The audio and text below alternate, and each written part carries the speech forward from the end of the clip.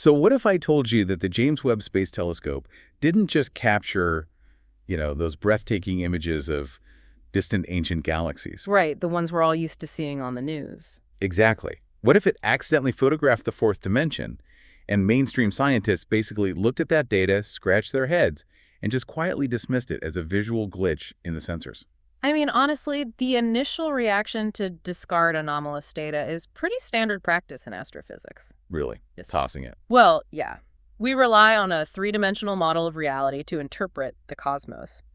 So when an instrument returns data that mathematically requires a fourth spatial dimension to even make sense, the most logical conservative assumption is that the instrument is simply producing an artifact or a glitch. A glitch, right. Yeah. Well, today's deep dive is entirely about picking up that discarded data and looking at it through a wildly different lens. And it is a fascinating lens. Oh, it's wild. We have this incredibly dense, highly controversial document on the table today outlining Theory 31, or, if you want the full title, the Multidimensional Macro-Micro Quantum Coherence Matrix. Quite a mouthful. It really is. And this was developed by Swami Vivekananda in direct collaboration with Gemini AI. And, the methodology they use is what makes this document such a huge anomaly. Right, because they didn't just use standard models. Exactly. They fed the raw, dismissed telemetry from the James Webb Telescope straight into the AI, completely bypassing standard cosmological models. Wow.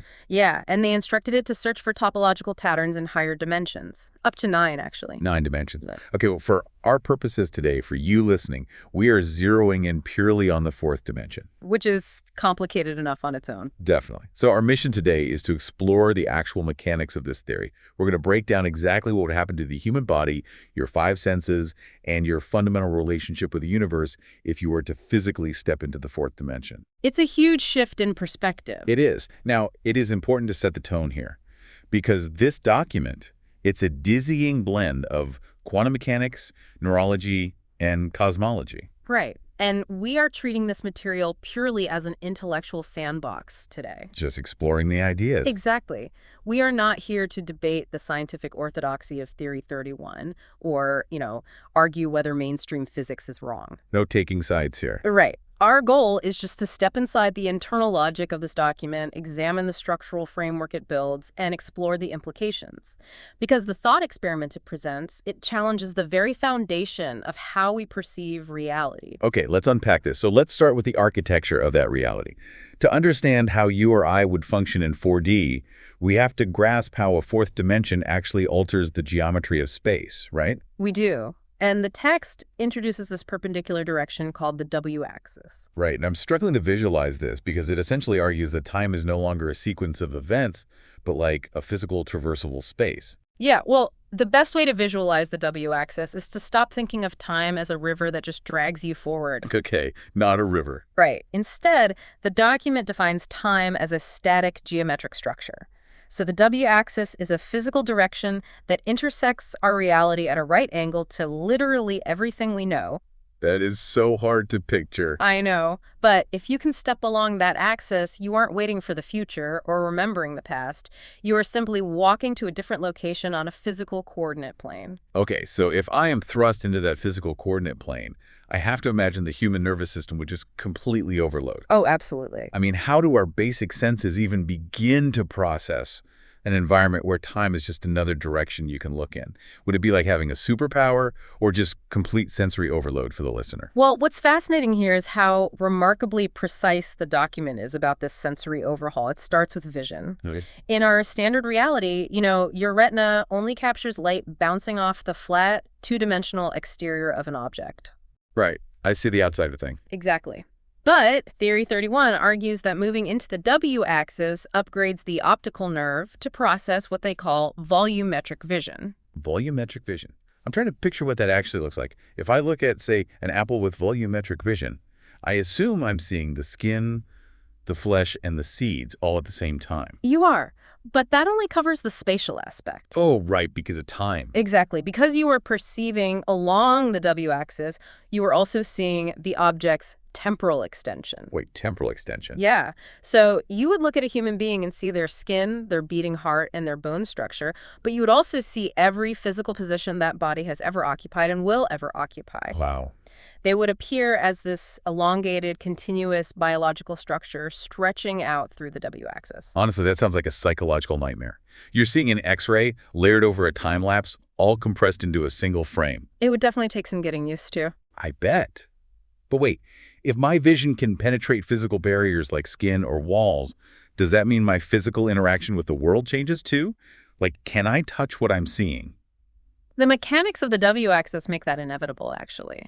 The document calls this hyperspatial touch. Hyperspatial touch, okay. Yeah, because you have access to a perpendicular direction that 3D objects do not possess, you can basically bypass standard electrostatic barriers. Give me an example of that. Well, the text illustrates this with a gold bar locked inside a heavy iron safe. Okay, classic heist scenario. Right. In 3D, you are blocked by the iron.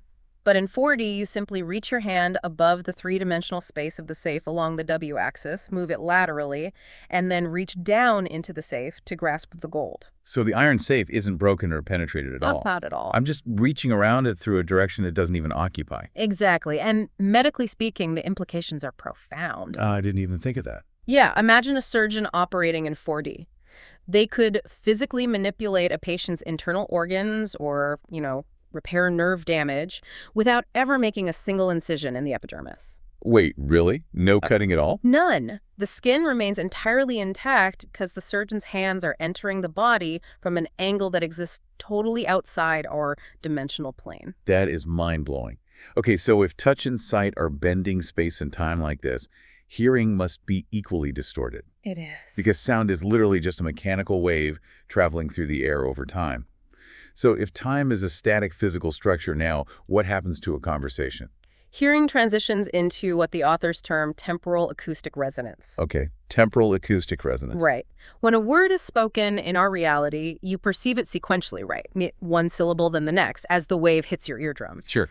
But in the 4D framework, the entire physical shape of that sound wave exists simultaneously. So I hear the whole thing at once. Exactly. You perceive the initial vibration of the vocal cords, the fully formed word, and the dissipating cosmic echo, all at the exact same time.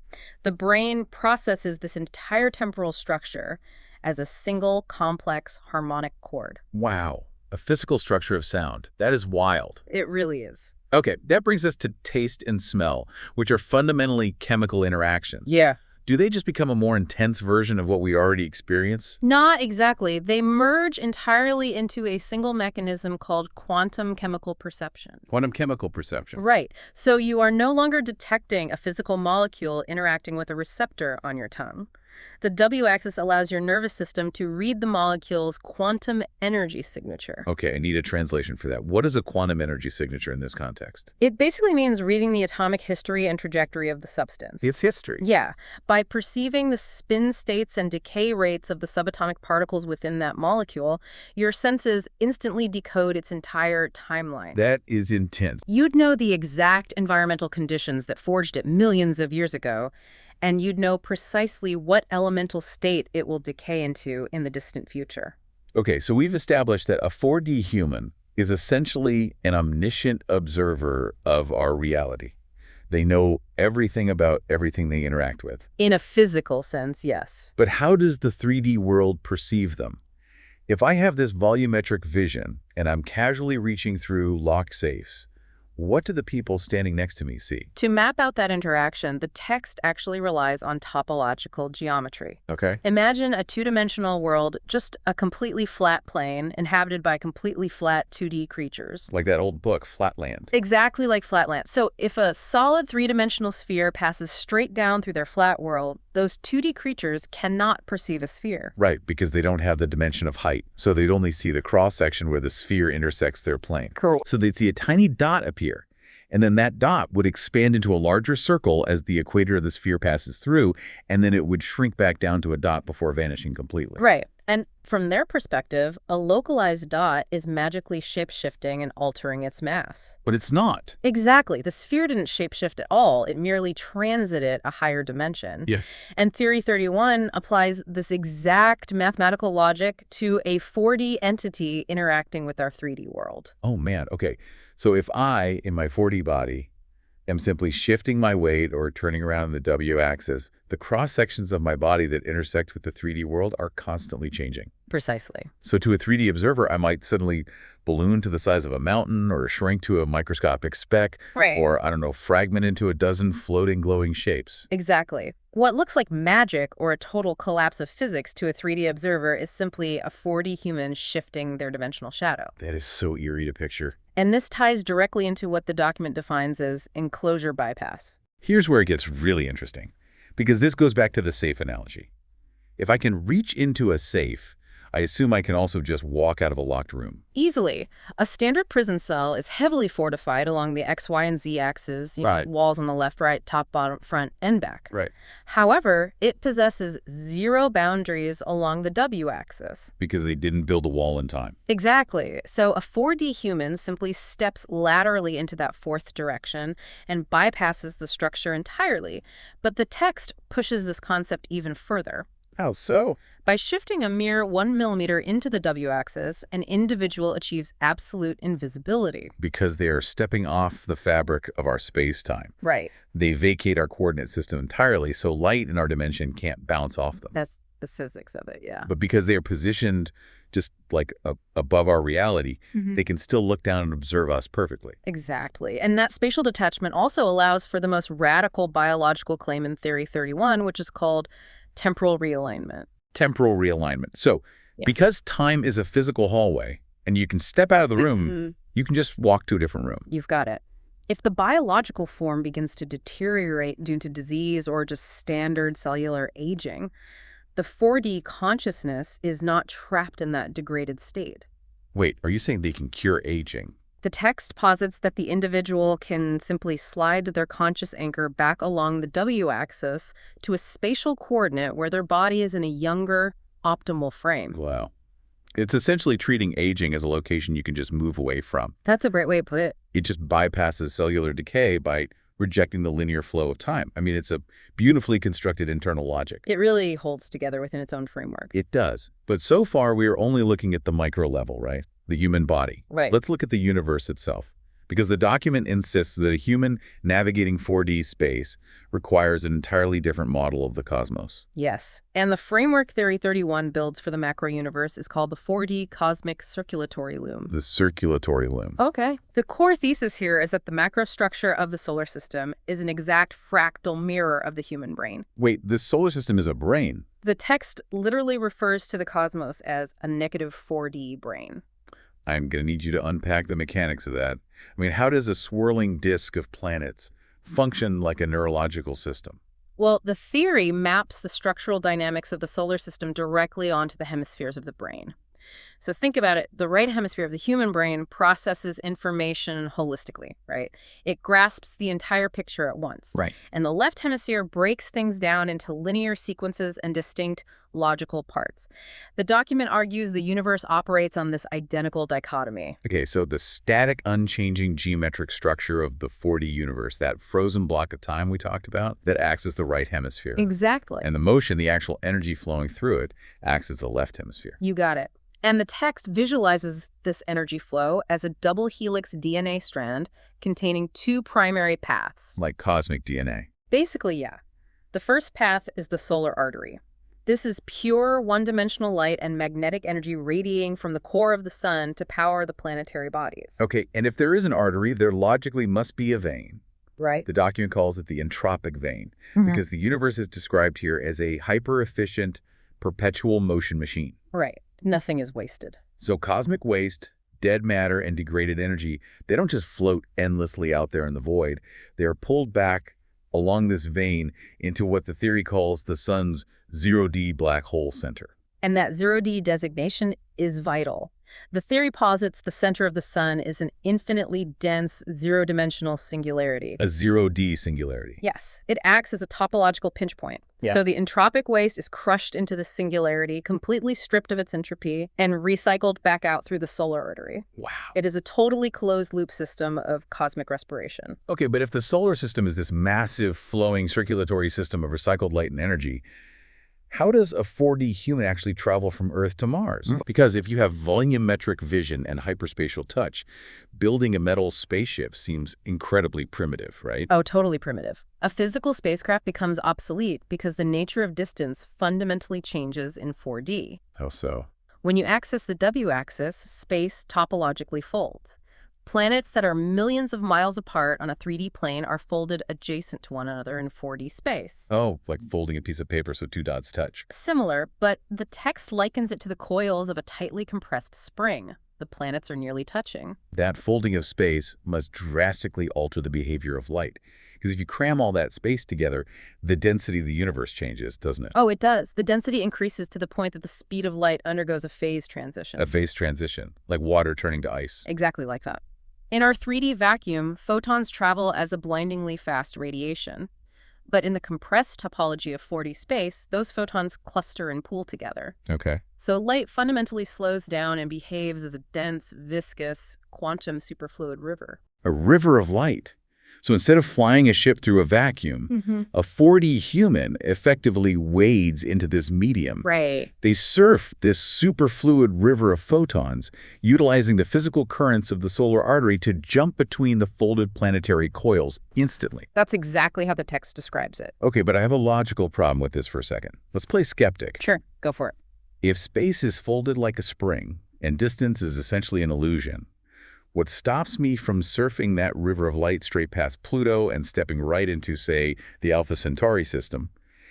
If everything is touching, I should be able to just walk across the entire galaxy. It's a great question, and the document anticipates that exact problem. Oh, it does? Yeah, it introduces the cosmic phase barrier, which is also referred to as the DNA firewall. The DNA firewall. Right. While neighboring solar systems are physically pressed against each other in that folded 4D space, sort of like two adjacent rooms in a house, they do not share the same quantum genetic signature. Let me see if I can translate that.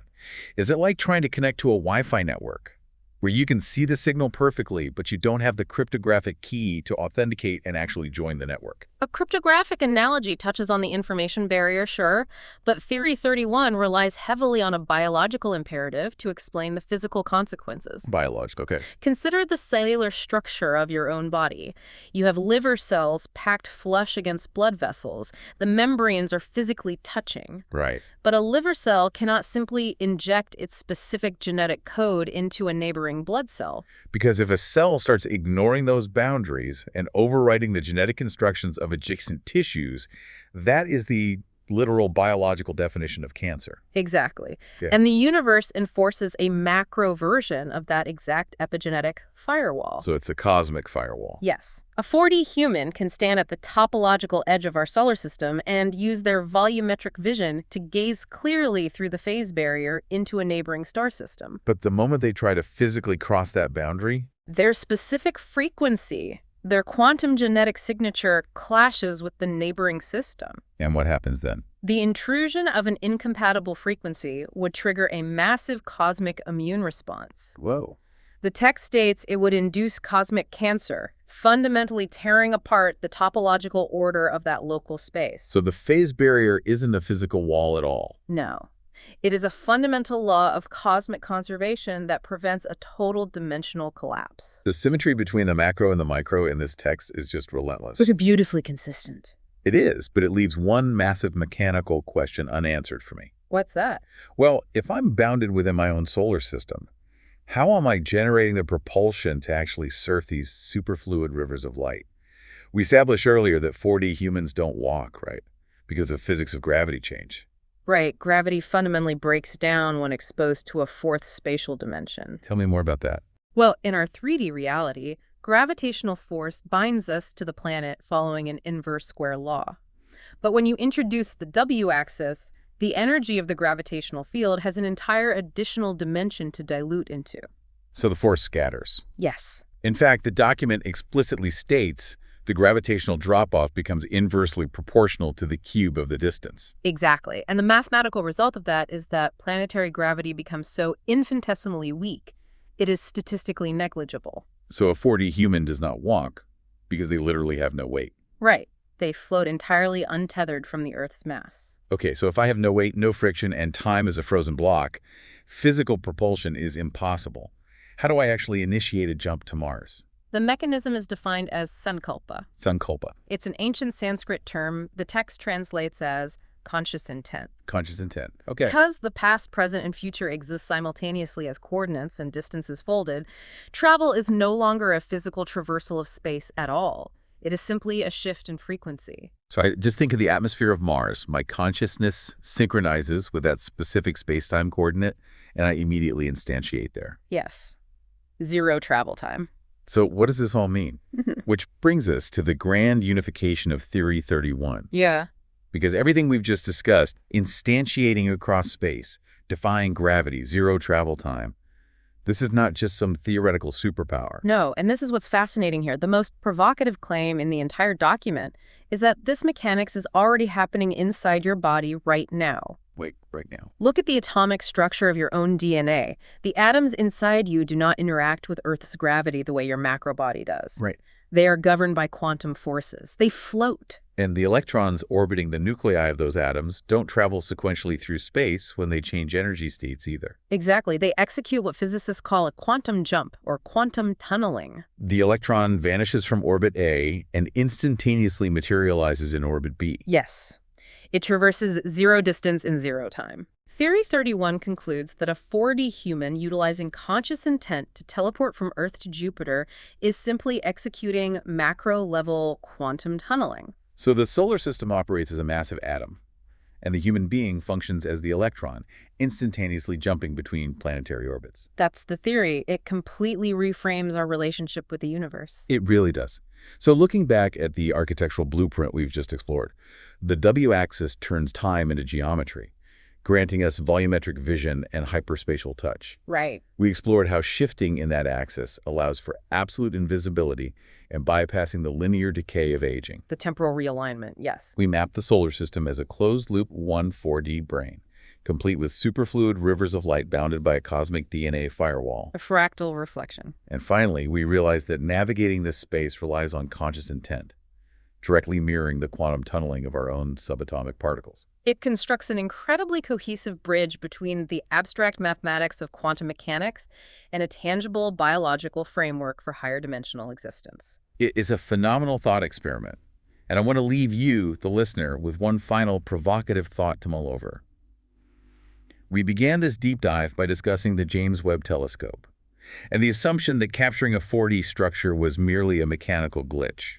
Right. But if the electrons buzzing around inside your very own DNA are currently defying gravity, if they are already teleporting across space through quantum jumps right this second, does that mean a microscopic part of you is already living out the rules of the fourth dimension? It's a profound question. Are we already 4D beings at the cellular level just waiting for our consciousness to catch up? You know, the glitch might not be in the telemetry of the telescope at all. The glitch might simply be the limitations of our three-dimensional perspective. Well said. Thank you for stepping into the sandbox with us on this deep dive. Keep questioning the geometry of the reality around you, and we'll catch you next time.